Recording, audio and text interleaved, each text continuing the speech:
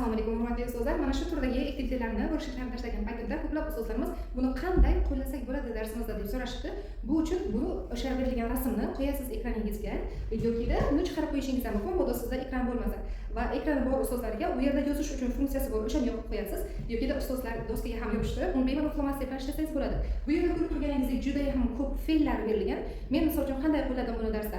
Fe'llarni men hozirgi zamonda aytdim, o'quvchilarim esa uning o'tgan zamondagi shaklini topib, o'sha so'zni aylanaga olishlari kerak edi.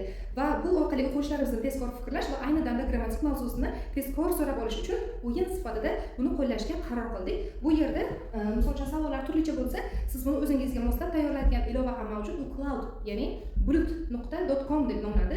Buni Google dan bemalol topishingiz mumkin va xuddi mana shu ilova orqali siz bemalol darsingizga kerakli bo'lgan atamalarni mana shunday xuddi berilgan tartibda yoki o'zingiz xohlagan formatda tahlil olishingiz mumkin va natijada esa o'quvchilarimizdan ta'limiy maqsadda o'yinlar orqali darsimizni qiziq qilishimiz uchun asos sifatida ishlatsak bo'ladi. Men so'z aytaman, o'quvchi esa o'sha so'zni tezkor aylanaga olishi talab etiladi. Siz ham albatta sinab ko'ring. Oddiy, lekin samarali.